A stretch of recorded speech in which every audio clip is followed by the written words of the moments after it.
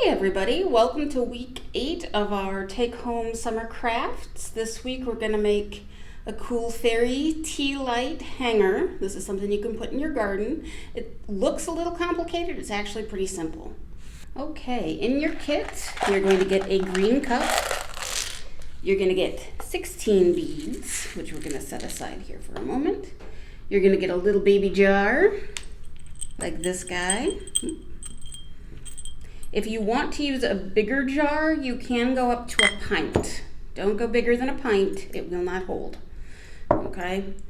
If you do use real candles, I would definitely be sure that it sticks down inside the jar so that it doesn't catch this on fire, because that would be a problem. Okay? So you're also going to get twine, and there is some extra twine in the cups just in case you need it. Basically there are 4 strands, okay? That means that there are going to be 8 ends to deal with, and that's what we want. So if you unfold it, you may have to fold it back up again. They should all be not connected. They should all be cut ends.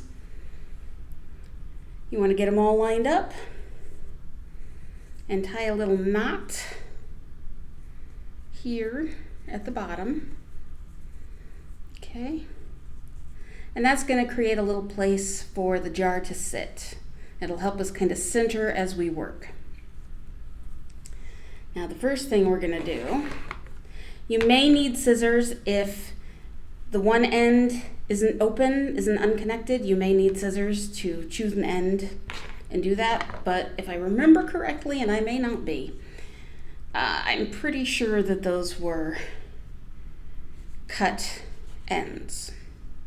Okay, so the first thing I'm going to do is divide my string into 4 pairs. Okay, now I am not good at tying knots. There may be somebody out there who's really, really great at knots. Good for you. You get to show off. I expect to see pictures.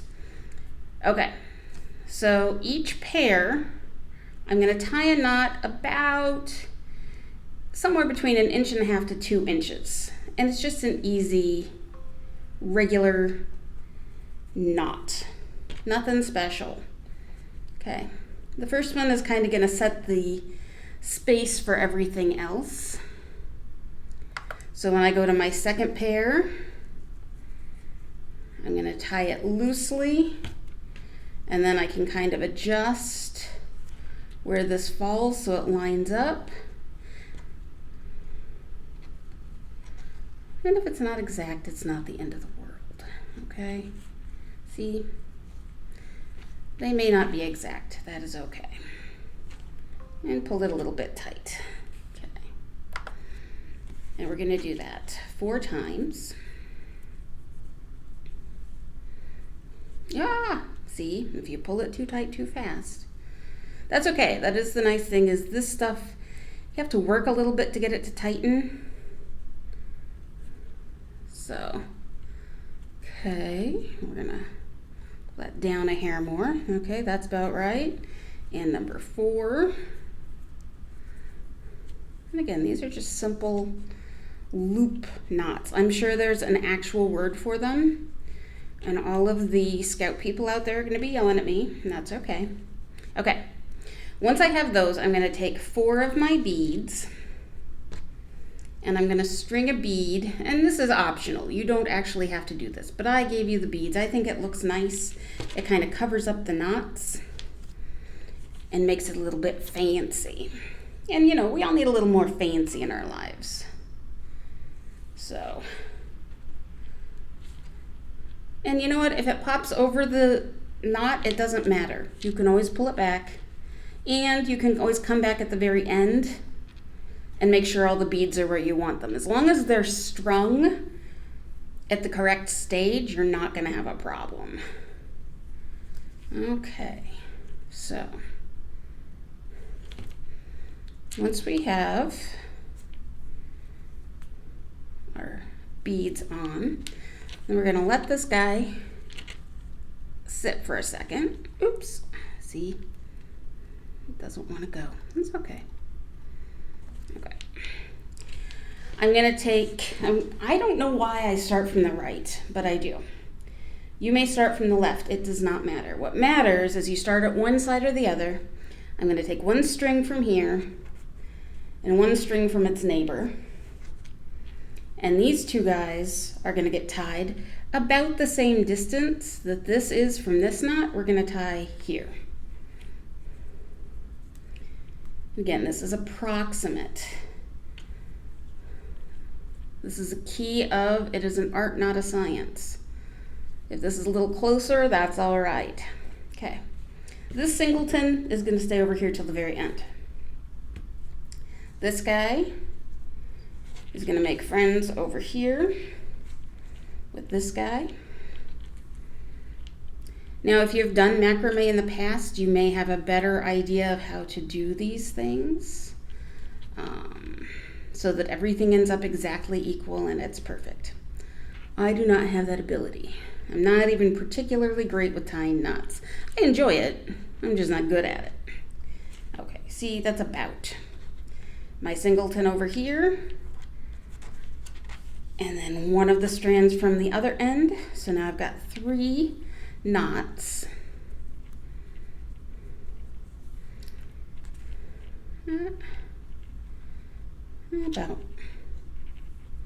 About there, that's good enough. Okay. I'm gonna go ahead and string beads on these 3 because it's gonna be easier to do it now than it will be in a minute. Well, actually it doesn't even really matter, but in my brain, so it works easier now. Your brain may tell you differently, that is okay, as long as they get strung before you move on to the next layer. That's the important thing. So take a bead, take your end. Now you're saying, Carissa, why is there a cup? I mean, yes, it's very handy for holding stuff, and it does act as a very good protector for the glass jar. But what is the point? The point is this acts as a mold. So if you remember when they used to sew clothing, they would have a form, like a dress form. This is going to allow us to work in 3 dimensions, okay? This brings my 2 singletons, my 2 ends are going to be together down here. And this is going to make moving on to the next stage that much easier. A little more difficult to show. But after I get this on here, I'm going to take these 2 guys, tie them together, and again, just about the same amount. So they're all going to be about equidistant. Take my last bead. Oh no! This is the problem with working with twine, is it comes unraveled and then it doesn't want to do what you want it to do, but that's okay. If you have other beads that you would prefer, use other beads. If you don't want to use them at all, don't use them at all. It is up to you. Now you have enough beads to do 2 more layers. So let's start here. I'm going to take exactly the same thing I did before. Take one from this pair and one from this pair. Now this is going to be a little trickier because of course we are working 3-dimensionally now.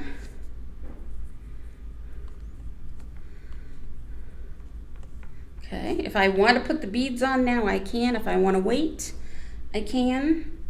Since this one's being persnickety, I'm going to go ahead and put the beads on now.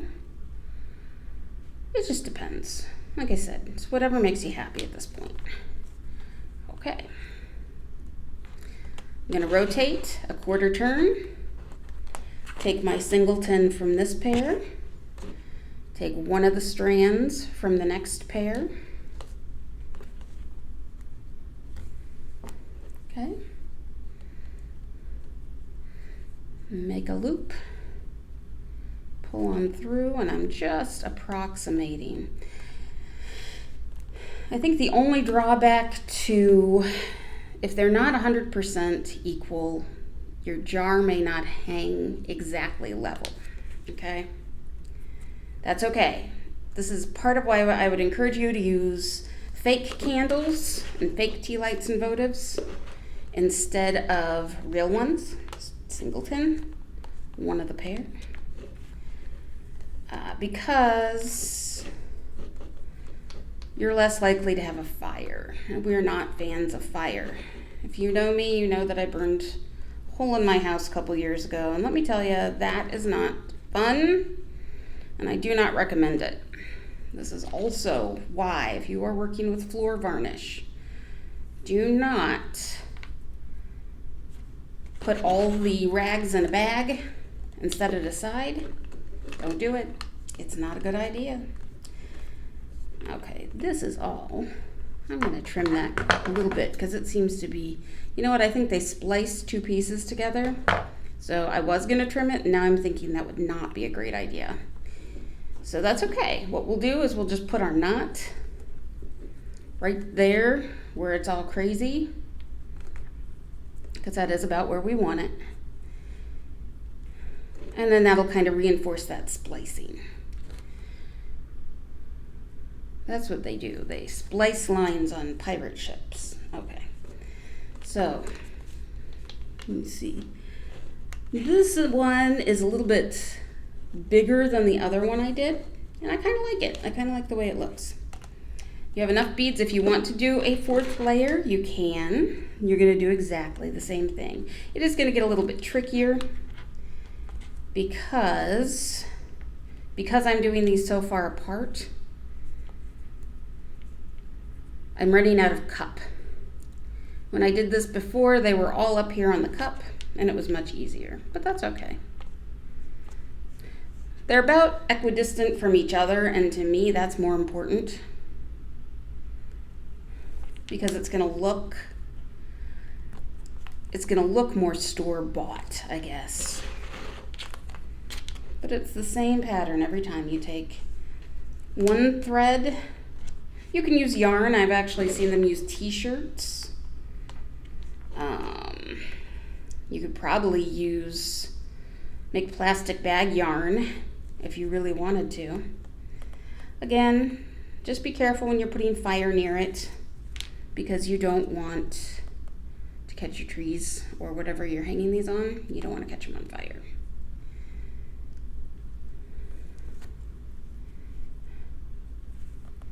There we go. I kind of like this because it makes me think of those dress forms that look like people.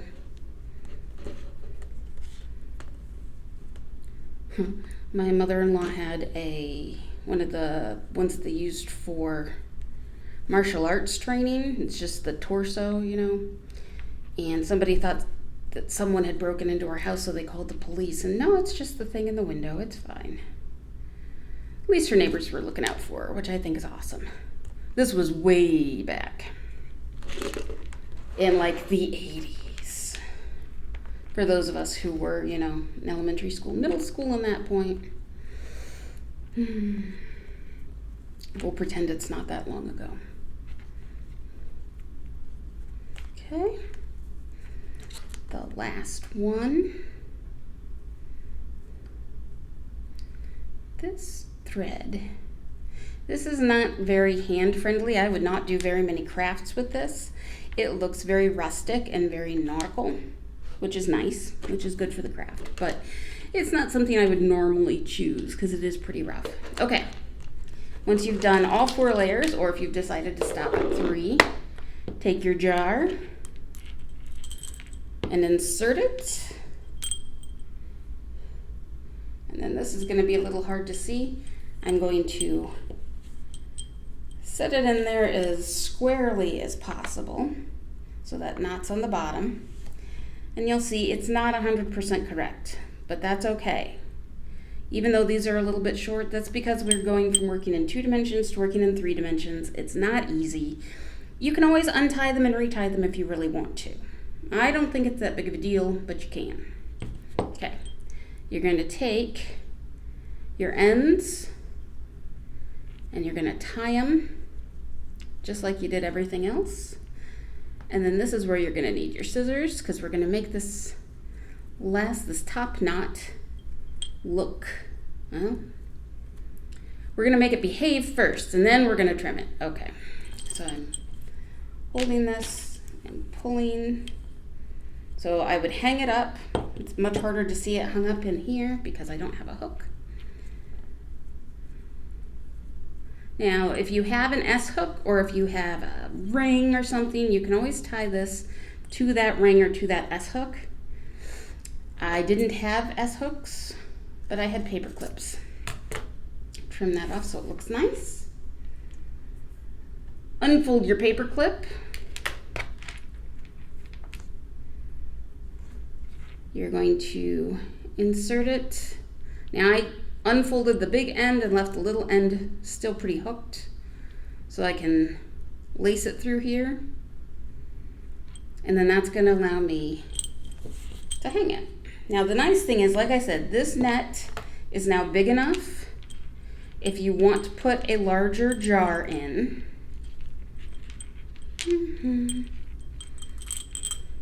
See, it doesn't want to come out. If you want to put a larger jar in, you can. This will fit up to a pint. Might take a little finagling to get it into the net. And that's going to look nice too. Okay. So that took away some of the slack that I had here in the middle. Took some of that away. It's still going to hang nice and even and flat.